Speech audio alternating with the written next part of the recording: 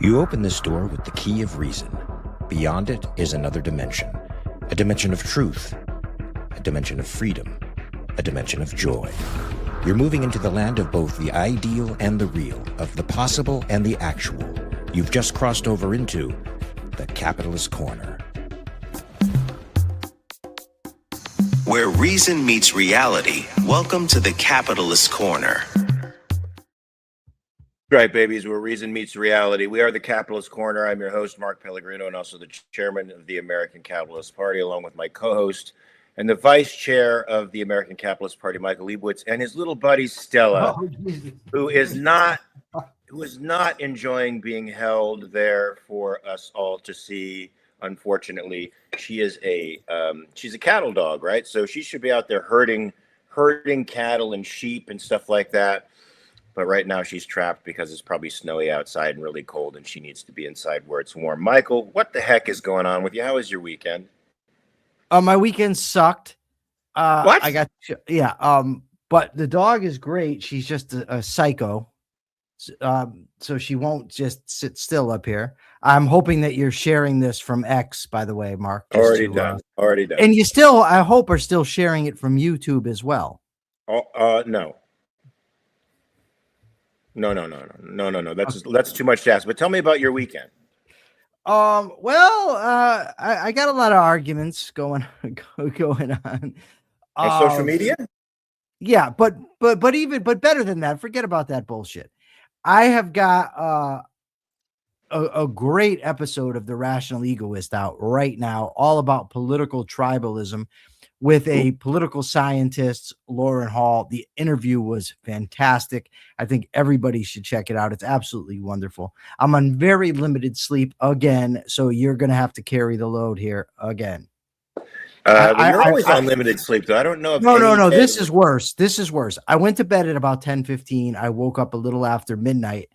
And I finally was about to sleeping, falling, in that zone when you can feel yourself drifting. Right. Right as I was drifting, the dogs started barking extremely. They went kind of crazy. So I came upstairs and told them to shut up. And then I went downstairs. They started barking again. And then I didn't get back to sleep until 7 in the morning. So it was a bit of a bit rough, but I'm okay. And, here we are. I have a suggestion for that. Something that always helps me get to sleep, besides my sleep chews by Neora, which are fantastic. Combination of mushrooms and herbs that helps you fall asleep pretty well. I do a thing called sleep history. All right, sleep history. There's usually a good narrator, nice quiet voice. It goes on for about 4 hours, and they'll deal with an entire epoch of history. Epoch of history. Epoch. Yeah, Mark. Mark, I love you, brother, but after the Zycam incident, I'm not listening to. And you put that on very low. You put it next to your ear so it doesn't disturb anybody. No, I don't like noise when I'm trying to sleep. Not noise. It becomes, you listen to the story, you're interested in the story for a time. This is, by the way, how you get to fall asleep, because you're not trying to fall asleep. By the way, it's noise. No, you're trying to actually hear. What do you mean? No. Noise. Okay, look. Noise is pink noise. Noise is green noise. The noise is the white noise. This isn't noise. This is a calm voice talking. Yeah, this is just you making up things. I don't. Hold on. Let me explain. You get interested in the story for a time, and then you forget that you're trying to fall asleep, and literally within 5 minutes, you will be out like a fucking light. Trust me. Okay. I'm not going to trust you, because that won't work for me. I know myself pretty well. Even Viktor Frankl said you don't the way to. Yeah, I know what Viktor Frankl said, but Viktor Frankl didn't say listen to Mark Pellegrino's advice about listening to noisy things while you're trying to sleep. Know each other at the time. No, you and Victor, or you and me? No, me and Victor. We weren't. Okay. We weren't. Jenna Kleem has given us a $10 super chat that we're very grateful for, and says she loves those sleepy history stories. So, Ian Gilmore has asked me a very inside baseball question. but it was something that I tweeted out. He says, what was the subtweet about rationalism, evasion, and dishonesty about? It's a tendency that I find among people, not by any means all, but some objectivists who, anytime somebody disagrees with them, it can't be an honest disagreement between two rational people. The other person must be engaging in some sort of evasion. They must be being dishonest, or must be engaging in rationalism. This is not accurate. It's ridiculous, and it assumes a sort of omniscience on the part of the person making the argument that, oh, you disagree with me, therefore not only are you wrong, but you're immoral in some way. So I came across that over the weekend and got very annoyed with it very quickly. And so I put the tweet out there. Welcome to my life, Michael. That's why I've ceased all discussion really with folks like that. I'll say maybe one or two things and then I break off. And it's taken me 6 years of saying that I'm going to break off those communications before I finally did, because they're so maddening. You feel like you have to respond to these people on some level, but it really doesn't do any good for them. Well, let me put a little bit out there. Is that yes? Ian Gilmore says what I'm seeing these days is a lot of abuse of the word obvious. Yes. People think their conclusions are based on obvious things, and therefore, if someone disagrees, they have to be dishonest.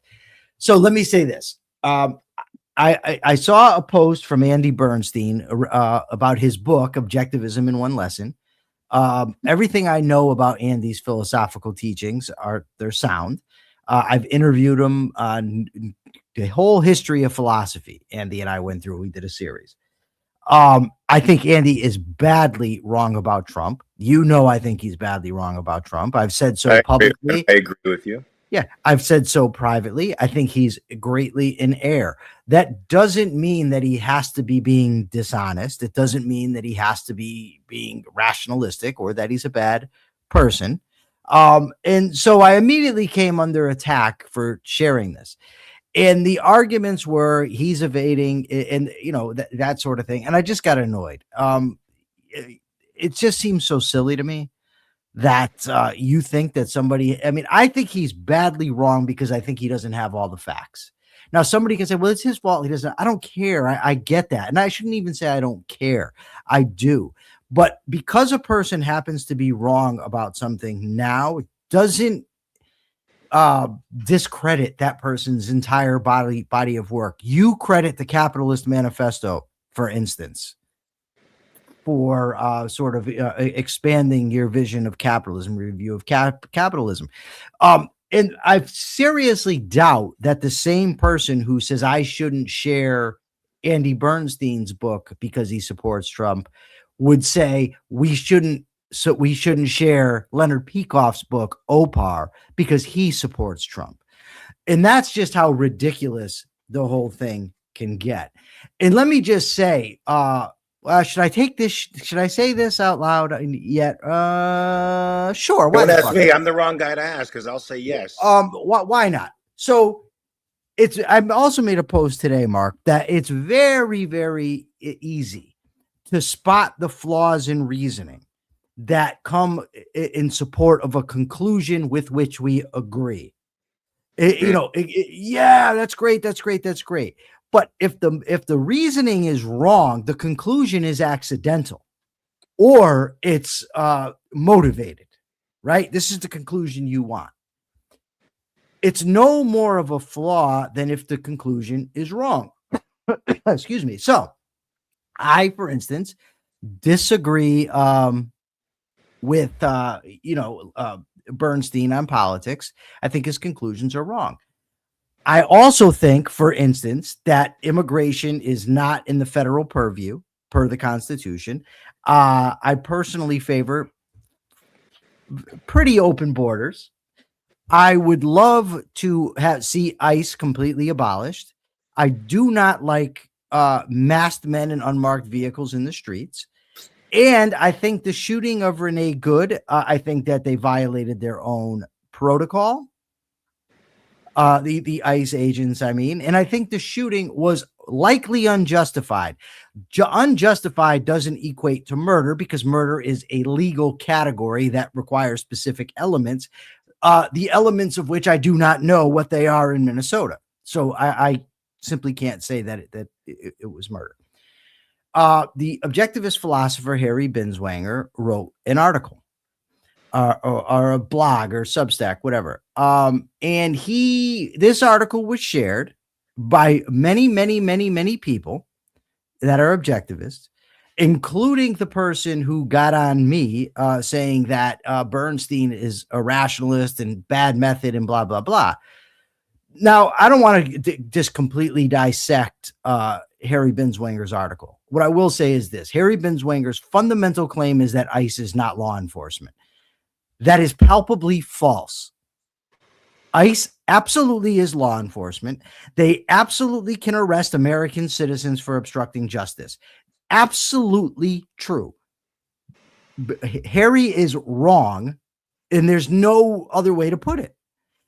His claim that if you're arrested by ICE, you don't have to absolve them. Is he saying this to absolve ICE? No, he's criticizing ICE. He says that they're a Gestapo, that sort of thing, which is emotional appeals, emotional reasoning. It's not a logical treatise. It's a rhetorical polemic that is, uses rhetorical flair. Let's put it that way.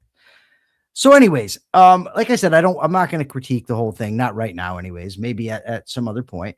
But he says that when arrested by ICE, you don't get due process because you're not going to an Article 3 court.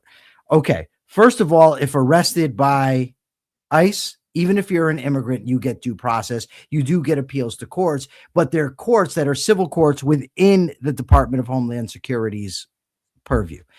And this is key because this is what they're responding to, right? This is what they're responding to is the shooting of Renee Good. Renee Good is an American citizen. If she's obstructing justice, if she's obstructing law enforcement, she can be arrested by ICE for that obstruction. If she's arrested in that way, then she does get due process, does get to an Article 3 court, right? Because she's an American citizen arrested for breaking American law, and she thus gets the due process. That alone vitiates Harry's argument. So Ian Gilmore says those aren't actual constitutional courts. Okay, fair.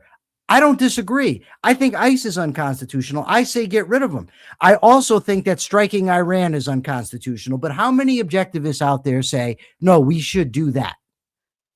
So I have a very hard time when you're going to make arguments when you like the policy to say, well, the Constitution, doesn't allow it, but I don't care, or any other sort of justification for the action. But when you don't like it, now the Constitution is sacrosanct. You cannot have it both ways. I'm sorry, you simply cannot. James Diane says the Supreme Court has long held that immigration law has relaxed Fourth, Fifth, and Sixth Amendment protections, but This is longstanding law. Of course, it has. I don't like it either. No, I don't either. So there's that. But the basic point is to claim that ICE is not a law enforcement agency. I mean, look, there's many errors within this article of Harry's. Maybe you and I, if you would like, Mark, I mean, I don't know if the audience would even care. We can dissect it point by point. And that's fine.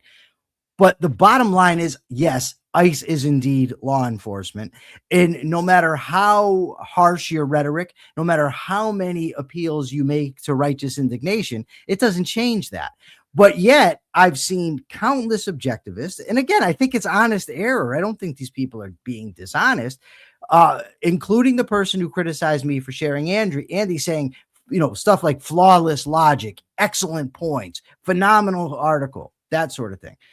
So is it just that we is it the reasoning we don't like? Is it the conclusions we don't like? Do we get to disavow people because we disagree with their political opinions?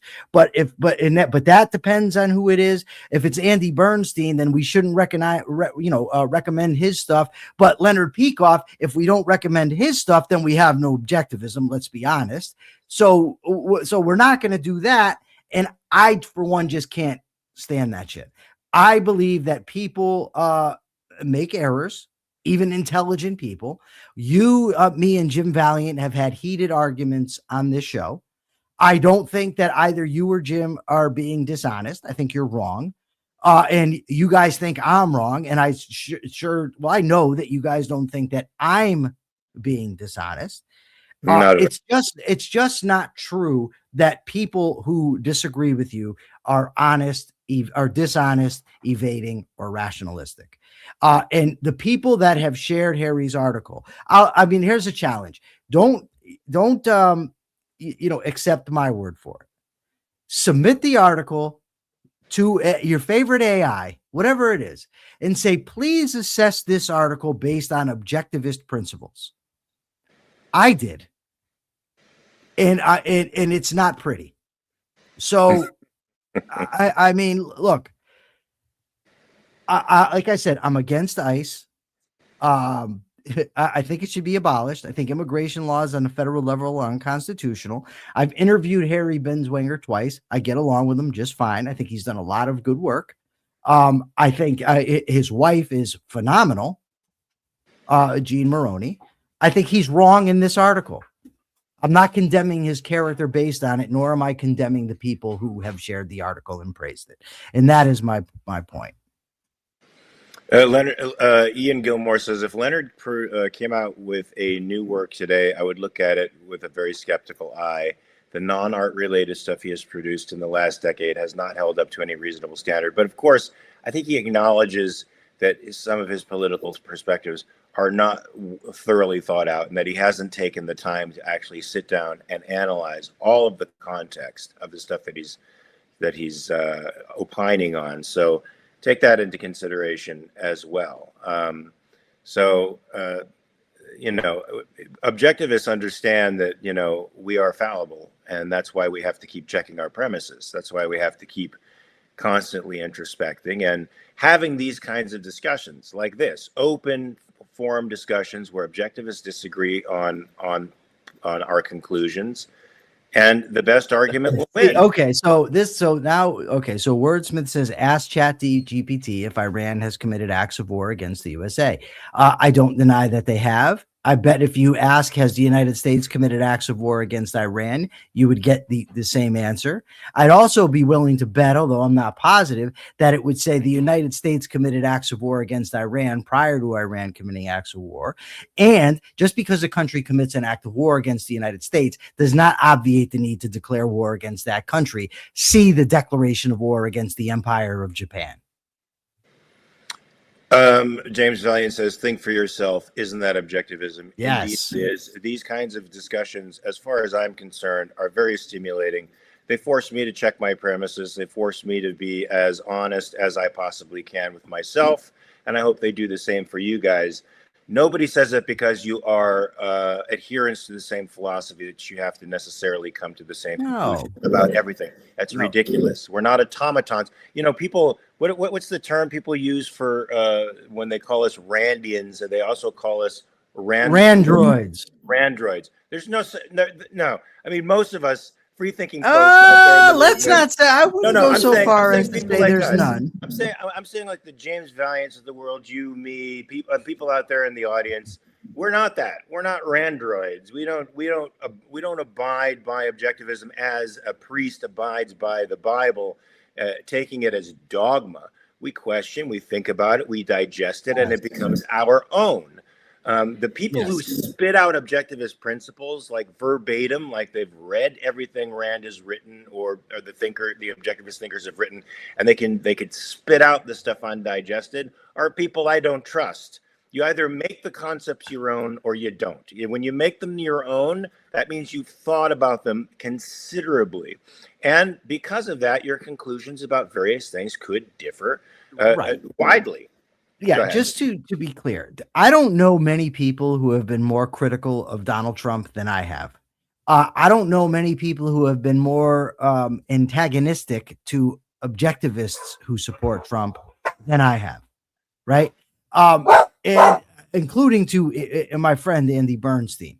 And then people will say, well, why don't you disagree with this one or that one? I literally, upon meeting one of my all-time heroes, Leonard Peikoff, one of the first things I said to him was, hey, I disagree with some of your points of view on individual rights. Can we discuss it? So I don't have a problem disagreeing with people. I don't have a problem challenging people. I do have a problem with claiming that everybody that with whom I disagree is somehow morally inept. Now, Ian Gilmore wants us to get back to going against Trump. We're going to do that, but I'm going to have to let this dog out because they're going crazy. So, Mark, you started off, and I'll be right back. The first thing that we're going to talk about is the first thing that's on the in the headline here. It's about Iran. It comes from the Daily Digest. I'm going to read it straight out. Many of you folks probably know some of this information, but it bears repeating. This is the Iranian death toll. At least 5,000 people have been killed in protests across Iran, including roughly 500 security personnel. We won't weep for them, shall we? An Iranian official said yesterday, human rights groups say they have verified over 3,900 possible dead, with potentially thousands more believed to be killed. Of course, we are estimating that it's somewhere in the neighborhood of between 12 and 20,000 people killed, but they're in an internet blackout, so it's really we are estimating. I haven't done any estimations. Meaning American officials and people on our side of the pond. The unrest is believed to be the deadliest since the country's 1979 Islamic Revolution. This announcement comes as President Donald Trump appears to have backed down from threats to strike Tehran. Though he reiterated calls for regime change Saturday, Trump cited Iran's alleged decisions to refrain from 800 planned executions in its decision to back down. However, the U.S. last week dispatched an aircraft carrier, the USS Abraham Lincoln, towards the region. It could take days before the strike group arrives in the Middle East. Of course, it'll take days. The U.S. officials say another decision could come within weeks.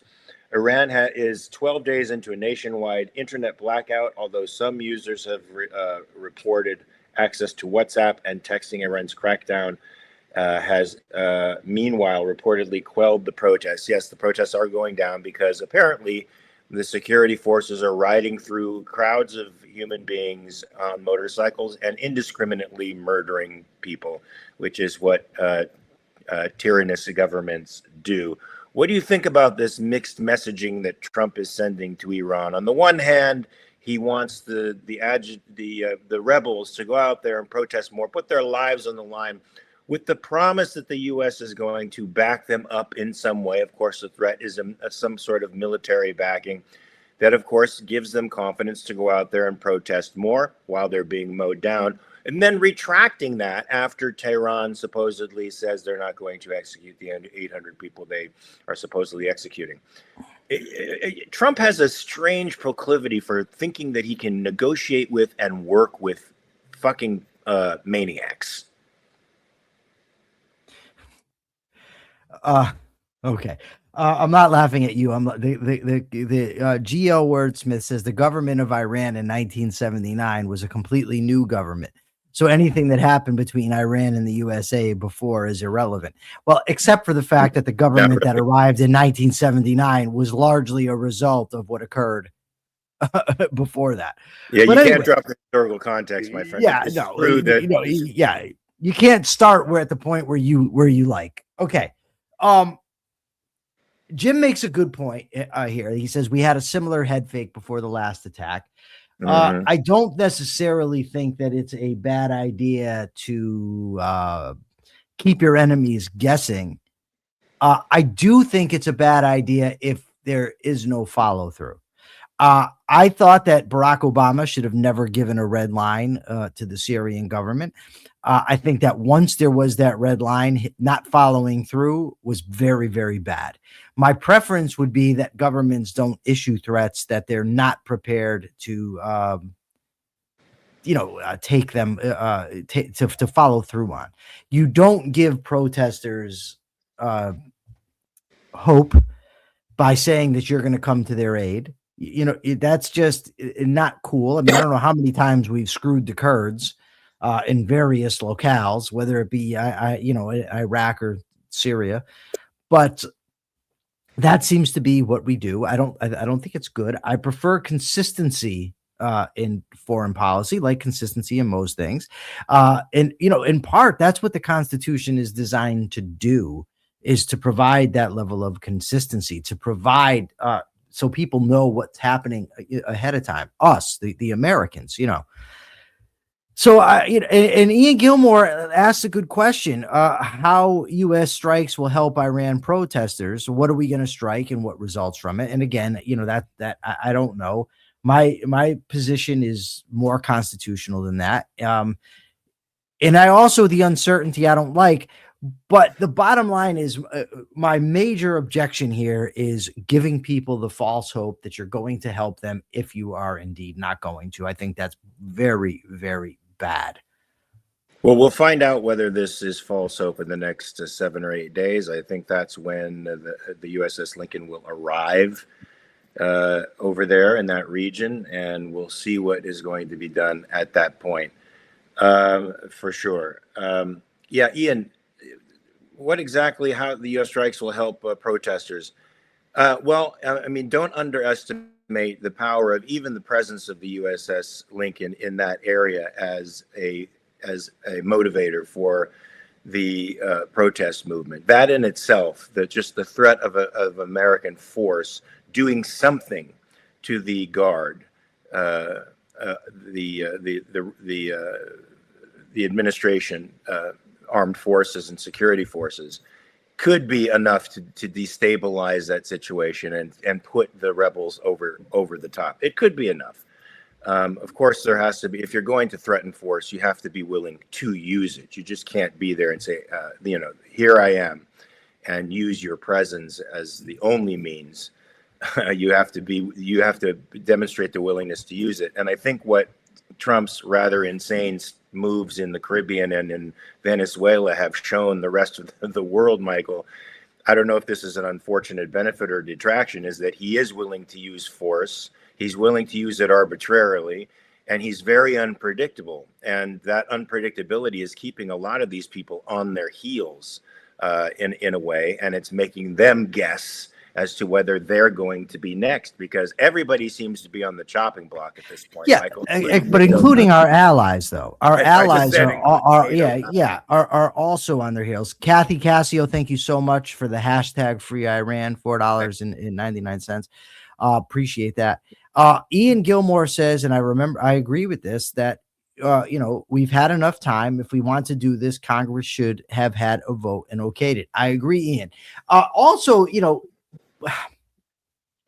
the idea that if we look at this whole thing, that Trump is going to bomb Iran in support of freedom, to me is so contrary to the evidence of his own character, to what he's trying to do here in America, to the tyrants around the world that he's praised, to the dictator that replaced the last dictator that we got rid of in Venezuela. Although he's running things, he's praised the communist, I think they call them Chavistas, for supporters of Hugo Chavez. He's praised her. I think he's called her a wonderful lady, so, some such thing. So I have zero confidence that he is going to be doing the right thing. Well, he may be doing the right thing for the wrong reasons. I mean, certainly freeing Iran and regime change to a more democratic, secular, liberal government that has open markets would be a fantastic thing for the world. It would completely undo the Middle East's or the plan for many Middle Eastern countries to have a caliphate. It would completely undo their plan. That's a good thing, but he would obviously not do it for the right reasons. Because as you say, he's got a massive, massive authoritarian streak in him, and it's getting worse by the day. The more he's able to get away with, the more he seems to test the boundaries and push the boundaries further and further and further, and exercise his authoritarian tendencies. So certainly, Michael, I know we've had disagreements on this in the past. If something isn't principled, then the result isn't going to be good. but sometimes, the stopped clock is right twice a day. Sometimes one can get that right conclusion through the wrong means, right? And the way for that to happen is to put a infantile, narcissistic sociopath who praises dictators around the world that's very to have him launching strikes on foreign countries. Yeah, that's a very frightening that's a very frightening concept, which, Michael, appeals to about 39% of the population. So, and I know I love Akira Felix. I gotta say, Akira Felix and Ian today Ian Gilmore are spot on. I mean, look, these guys are smart. These guys are like geniuses. They obviously are not engaging in rationalism or evasion or dishonesty. They agree with me, and therefore they are obviously correct. Thank you, Akira. he says, is he doing the right thing for the wrong reasons? If he takes Greenland too, a broken clock is never correct. That's an inappropriate analogy. I don't think Iran and Greenland are analogous situations. A broken clock is right twice a day, whether you like it or not. That's a fact. It's purely accidental. Has nothing to do with the machinations of the clock, as it would be with Donald Trump if he does the right thing with respect to Iran, or if liberation is achieved from the regime and a secular free market government is put in place there. It would be completely and totally accidental. It would, and that's unfortunately what we are facing now, and why going along with anything Trump decides to lead is certainly dangerous. You're certainly wait.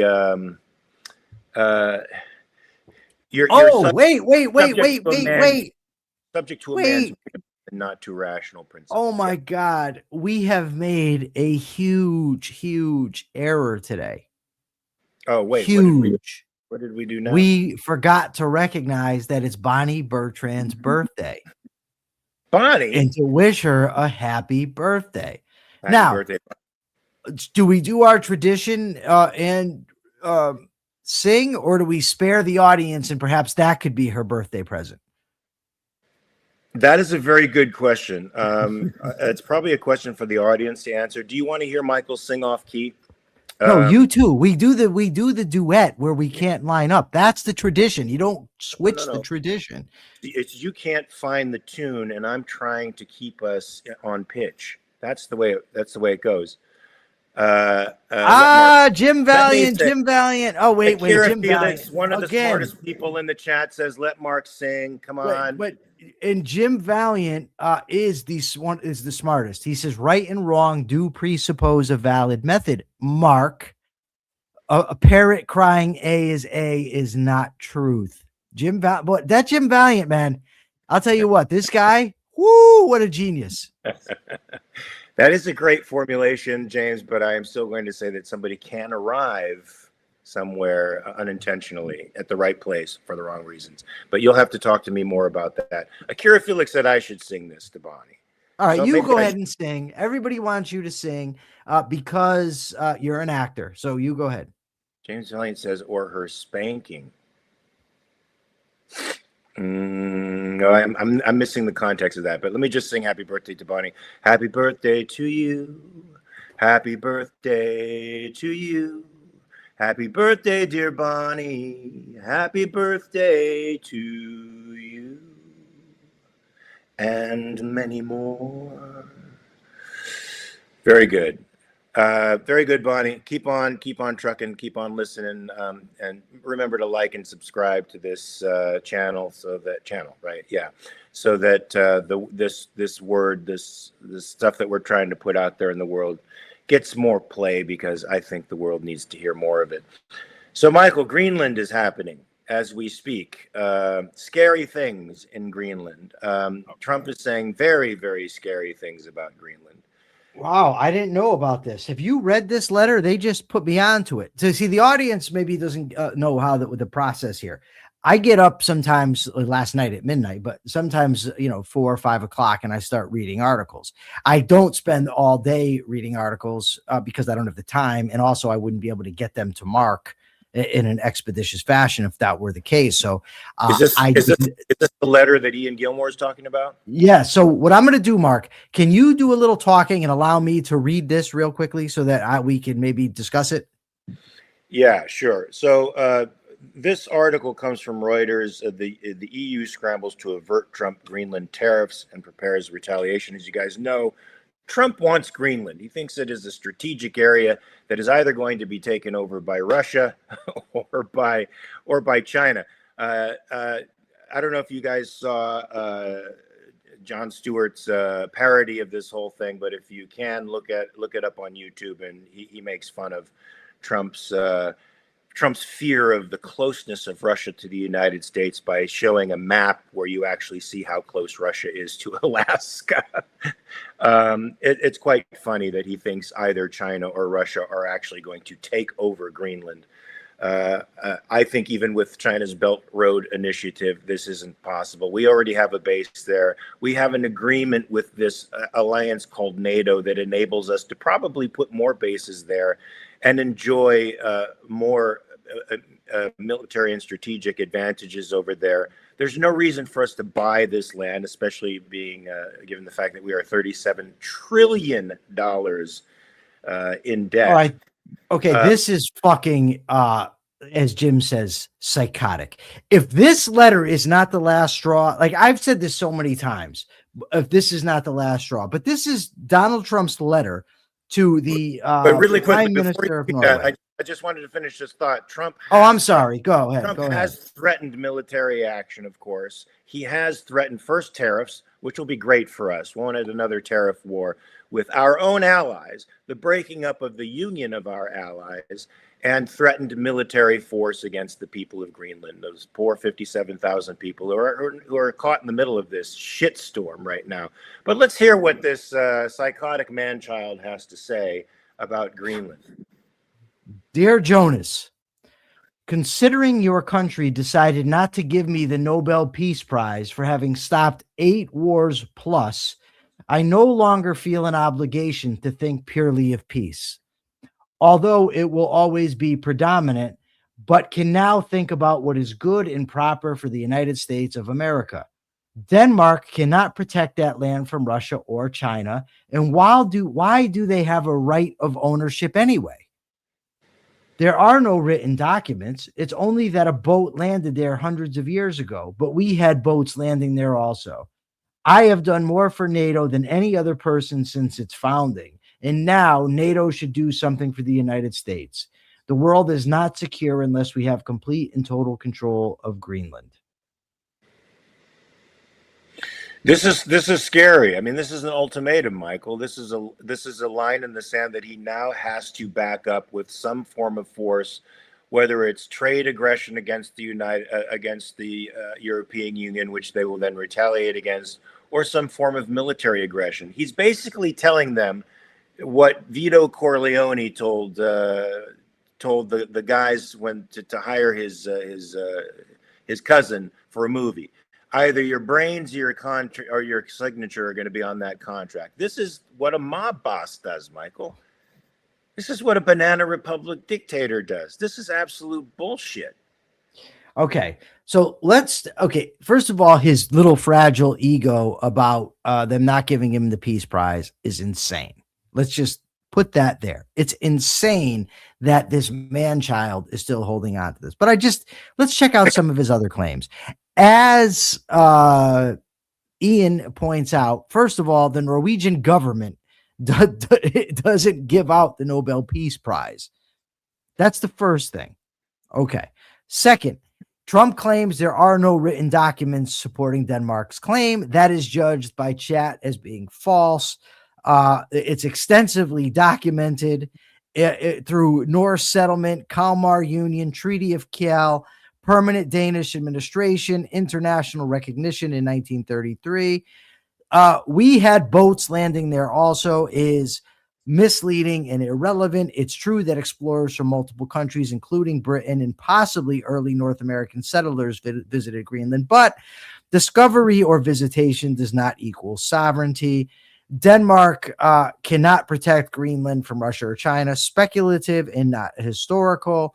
The world is not secure unless we have complete and total control of Greenland. Not historical at all. It's an opinion. Bottom line, Trump ignores well-documented treaties and court rulings, misrepresents how sovereignty works, conflates exploration with ownership, substitutes legal history with rhetorical assertion. Exactly. Exactly. So what are the American people to do about this when a good 30+% of them are actually behind this nonsense? Anything that Trump does is fine with them. He can stretch the Constitution beyond recognizability, and these people still think everything he's doing is justified. Well, so Trump Jr. And Eric Trump the other day, maybe yesterday, shared a post from a guy called, I think, End Wokeness. It threw a variety of things. And the post was a graph. And the graph was showing the decline of fentanyl overdoses. I don't know if the graph was even accurate. I don't know where the hell it came from. But the graph only went to 2024. The proponents, were Trump Jr. and Eric and a bunch of other, MAGAs, were saying, why isn't the media covering this? Look what Trump did. Look how much he brought down fentanyl. He wasn't president yet. To make sure that this was, I'm reading the post accurately, I shared it to both Grok and chat and had them assess the claims, and they both said yes, it ended in 2024. The graph. I also looked up the history of fentanyl abuse. 2024 was the largest drop in history of fentanyl overdose deaths. So even if the graph is fake, it nonetheless remains true that the greatest drop occurred under Biden. Yet these idiots are still promoting it as if it's Trump's accomplishment. A guy on my Facebook thread came in and told me, congratulations, you've proved that AI can't read a graph. So, okay, I'm to trust Trump's kids and Trump's supporters, but I can't trust two separate AIs.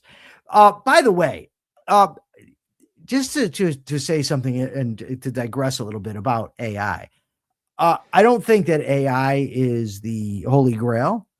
I do think that, I've said this before, it's a source. And, when you argue with people, they will say, well, you're getting that from this. It never stops. You went to the liberal media. You went to this one. That's just your opinion. And when I now find that when you share it from social media, from artificial intelligence, the thing is now you can't trust artificial intelligence. What they are saying is that there's nothing you can say to move my love for Donald Trump. And that's it. And that's why this letter he wrote likely won't have any impact on his followers. And it's a sad, sad, sad state of affairs. Yeah, Michael, the letter is absolutely unhinged. And anybody with a rational mind should see that by now. And if you voted for Trump because you thought he was the lesser of two evils, and you thought that perhaps he had one foot on the ground with respect to markets, and you thought that he was going to maybe start the process of deregulation and dealing with the swamp that is Washington, D.C. Okay, you made a mistake. A letter like this should destroy all of those illusions for you now. You should understand completely the animal that you are dealing with now, an authoritarian who is getting more and more power and more drunk on the power that he seems to be given. Let's hope the courts can stop. Hope the legislature can grab its balls and actually go against this guy, and let's start putting the checks and balances that this great United States was based on into action again, and hobble this son of a bitch. Please. Why would they have to grab their balls, Mark? I'm unfamiliar with the metaphor. You know what? I forgot. They were castrati, so they lost them. Isn't it find their balls or grow their balls, not grab them? Well, grabbing them too will help. No, that's weird. We don't want. No, I don't know why. It's good for them to grab their balls. Well, they should, but first they have to grow a pair. Since they are castrated, they got to grow a pair, then grab them, and then say, "All right, here we go. I'm embracing my man." Don't put Persephone on here. I knew you were going to do that. I knew poor Persephone was going to have her head in her hands. Luckily, I know something about this, Michael. Luckily, I know about grabbing balls. Yes, yes, I know something about that. I know that she finds my. I don't know the malapropisms, but she finds them cute and endearing. So I'm okay with it. So none of the Trump. Let's see. None of the diehard Trump supporters have a rational mind. They believe everything he does and says. Yeah, I'm friends with a guy. I've been friends with him for 40 years, Michael. He lives in Denver. He's about to move out of Denver because some of the laws are changing there, and he's moving somewhere else. And no matter what I say about Trump, this guy always has some kind of dumb, he just has some sort of dumb evasion. And I think I'm saying stuff that's self-evident now, but for him, the guy can do no wrong. I really think that some of these folks harbor such a hatred for the left, and they think this is the only guy fighting for them, and they feel they do feel marginalized. And it's a really emotions-based place that they're coming from, and it's an unbreachable place. Like, I can't get past that emotional barrier to their fucking minds. Nope. Like I told the political scientists, it's as if Trump has a pipeline to their amygdalas. It's just all raw emotion. That's exactly what it is. And Akira Felix says, and he just started his second year. Oh, fuck. I feel like Ricky Gervais at the Golden Globes, when he's talking about, and it's just the first award. Oh, fuck me. Like, it's just going to take forever. We're just starting his second year, Michael. It feels like the guy has been here 50 fucking years. I already feel like slitting my wrists. Holy Christ. So I think should we go on to the 60 Minutes stuff? We should go on to the 60-minute stuff, or we could just talk about congressional balls if you'd like. That's going to be up to you. We don't have that. It takes 2.5 seconds. They don't exist. Okay. So you were right. They have to grow them first before they can clutch their pearls. Their pearls? I said it. You've just mixed metaphors. That's okay. Mixed metaphors are fun in this circumstance. So the 60 minutes thing that was originally nixed by Barry Weiss for incomplete reporting. It of course it started a wave of controversy where people thought, well, Barry Weiss is a plant for the political right, and now they're asserting their will over honest reportage, and that's what got this piece spiked. She received a lot of criticism from the journalistic community and lots of other folks for spiking the story for a time until there was complete reporting. But of course, the administration, Michael, was not cooperative. They didn't want any people from the administration discussing the topic of this massive prison complex in El Salvador, where they've deported lots of Venezuelan migrants, many of whom are not guilty of any crime, except for maybe having a bad tattoo artist. And so they're deported to a prison that holds somewhere in the neighborhood of 40,000 inmates, and there's something like 100 or 200 men jammed into a cell. They have no daylight. They're physically tortured. The food and water there is a poor substance. It's a torture chamber for people to be living in. It's not what we would consider something of the first world, and certainly the due process that was avoided in sending these men to this prison is something to really, really, really should get under most American skin. Well, the story was spiked, but it found its way to a Canadian media site, a website, in its original form, and got out there on social media, so people saw what the real story was before the adjusted version came out. I think Sunday? Did it come out yesterday, Michael? I forget the exact time. Yesterday. Yeah, so there's two stories here, right? There's the actual story about the brutal treatment of these people, most of which whom evidently they're not even criminals. Now, of course, we get the bait and switch, right? And the claim then is, well, by coming in here, they have criminal records, but that doesn't make them dangerous. The point when people are saying these people are criminals is you're claiming they're dangerous. Crossing a border doesn't make them dangerous. So there's that. So people, some of them say, well, they deserve this. The idea of judging people based on tattoos. I mean, I guess one of these guys has a swastika. I got a tattoo of Al Capone on my right arm. Are we going to judge me by that tattoo? Like, are you going to say to me that you're a big supporter of Scarface Al? Are you going to rethink that tattoo, by the way, Michael? No, I will not. You're all right with it? Yeah. It represents who I was at a point in my life. All right. So it's like a diary. So, you have a physical diary on your body. Okay, I get it. Go ahead. Sure. So, but nonetheless, you can't judge people based on that, which is what they seem to be doing. Experts tell them, I guess, that you can't be doing this. But even if they're guilty, submitting them to torture and the sexual assaults, I guess, that they're saying are occurring, it's just bad. And then why Barry Weiss spiked the story, the claim, no, we need to, get. We have to hear the other side. How has Hegseth been vindicated? I'm curious. Oh, because Hegseth has a Nazi tattoo? I don't know. Oh, he's got some kind of white supremacist thing going on. Yeah, I really don't care. I really don't care about Hegseth's tattoos. I care about his sycophancy. And what are you doing? Orange God he prostrates himself to. What are you doing looking at Pete Hegseth's shirtless torso anyway? That's what I want to know. What am I doing looking at it? No, the person who said that. Maybe the person thinks Hegseth is sexy. I don't know. No, sycophants are not sexy, Mikey. There's a good saying. That needs to be on a shirt. Sycophancy is not sexy. Mark Pellegrino underneath it as having said it. Well, I said sycophants. Sycophants are not sexy. Okay, sycophants are not sexy. We'll get that. I will rock that. If you make that shirt, I will purchase it and wear it.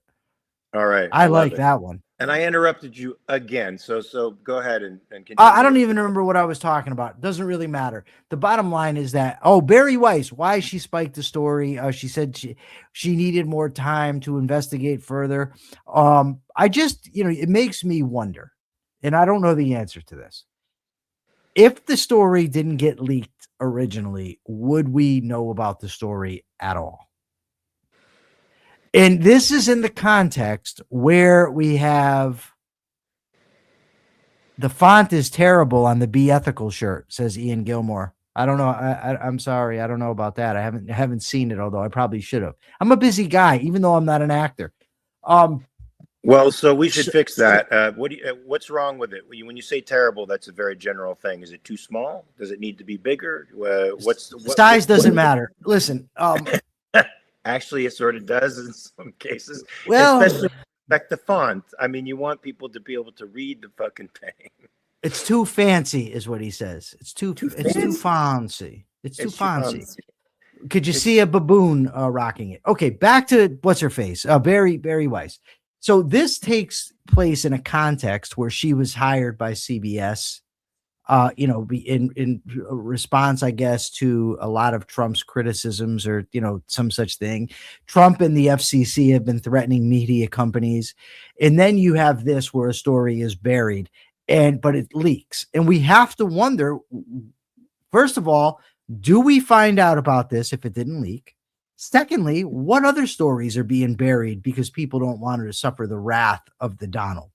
I mean, he's now suing a bank, I think JP Morgan, because they debanked him in 2020. More evidence of his capitalist bona fides, by the way. Bona fides, yeah. Buonasera. No, not Buonasera. Bona fides. Buonasera. Okay. I pronounced it differently, Michael. Am I wrong or are you? What? I pronounce it differently. Not Buonasera. What do you pronounce? Bona fides? Yeah, bona fides. I don't say. What do you say? Bona fides? That's what I thought. Yeah, I'm not sure. Okay. I don't know where I got bona fides. I used to say bona fides and then I switched and I don't remember why. Listen, let's talk about that for a second. The Trump administration wanting to. I thought you wanted to talk about bona fides. No. I think this does make me very mad, Michael, as a person who could potentially be debanked because of my political perspective. Because some people look at objectivists as conservatives. I see why. Many of them are now backing, not many, but a few are certainly backing Trump. But a lot of us are just, we're outside the mainstream. We're classical liberals. But I could see an organization not understanding where we come from and deciding either not to do business with, or just not to do business with us. Not to We're hire both us. wrong, by the way. Just so you know, we are both wrong. Oh, really? It's bona fides. Get out of here. Yeah. You are so full of shit. I'm not. Or maybe it's bona fides. It's FYI, and FYE, and I don't know how to pronounce FYE. The stress is on FYE, bona fide. Yes. Bona fide. Yes. Okay, so look, it's my belief as a capitalist. I'm not saying this is what the Capitalist Party necessarily holds to, but it's certainly a principle of mine that you should be able to do business with whomever you choose for whatever reason you choose. If your reasons are irrational, then you're eventually going to feel the pinch of that irrationality. If they're not, then it's going to be successful for you. If a bank decides not to do business with Donald Trump, it is allowed not to do business with Donald Trump. It should be allowed to. It should be allowed not to do business with any of his family enterprise, if that's what it chooses. That's what free association is. That's what free markets are about. Choice across every aspect of human action. And Trump's desire to force banks to do business with people they would otherwise not do business with is just another example of how uncapitalistic and authoritarian this cunt is. I did use the word, Michael. I haven't used that word in a long time. But I missed it. I missed it. What word? Cunt. I said it. I said it. I heard it. Yeah. Okay. What do you think, Michael? Are you on my page with this? I am. I watched the Da Vinci Code the other night, and I thought it was a great movie, by the way. Well, you should see Significant Other. For every horror movie fan out there, I think Significant Other is a pretty decent movie. But Subby has a theory, right? And it's just been proven correct. Subby's theory is that I could distract Mark and get him off task with anything. Literally in a discussion about debanking, I mentioned that I watched the movie the other night, and Mark launches into this other movie. He completely goes with it. You know why? Because you're fun. Well, I'm fun, and I'm an actor. I go with. That's you true. know. There's That's a thing. There's a thing in improv comedy that says never say no. Right? You never say. You're always supposed to say yes to whatever the person says. You just go with the flow. And that's what I've sort of learned. So it's a little intuitive in me at this point. But tell me what you think about this. Ian is now taking a shot and says the chat can distract me instantly. And I guess he proved his point by the fact that he just distracted me with it instantly. Yeah, the chat distracts me less than you, for sure. While I'm talking, you're usually reading the chat. Yeah, because I'm trying to stay informed about what the audience is saying. I also try to stay informed to what I'm saying. But let's I can do both. I can do both. Yeah, obviously, from a freedom perspective, banks should be able to debank whoever the hell they wish. As long as, according to the contract, if somebody has a contract with the bank should be honoring that contract. But with that said, the Donald should be out on his ass if they so choose. Now, capitalist thought of the day. Wait, quickly. But quickly let it be known that in a free banking world, of course, there would be somebody who would do business with him, likely, so it's probably not like Persephone. Persephone would not do business with Trump. Don't say that. Violating Persephone would not do business with Trump. No, I said Persephone would not do business with Trump. You said violating Persephone. Violating Persephone. You did. No, I didn't. I didn't. Yes, I swear you did. You really did. I did not. Okay, Mark is crazy again. So I'm going to give the capitalist thought of the day. If I said that is crazy. Okay, well, right, I don't know what to tell you.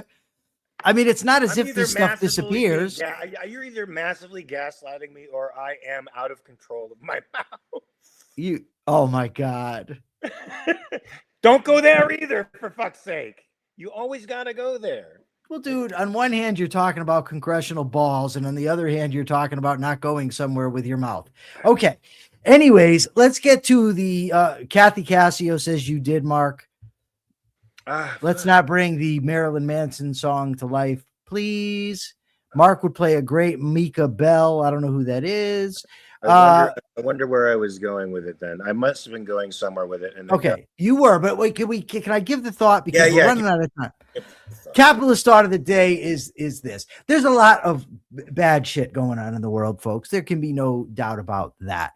But if I can use my personal story as evidence that not all is bad, less than 2 years ago, my girlfriend died of cancer. 4 years ago, I was incarcerated for 25 years. Still, at this point, at 49 years old, I'm as happy as I've ever been in my life. I have great friends. For instance, my friend Subby, the great Mark Pellegrino, Jim Valiant, great people in the audience, the wonderful Persephone. And I have a wonderful girlfriend in Diana, and all make life so worth living.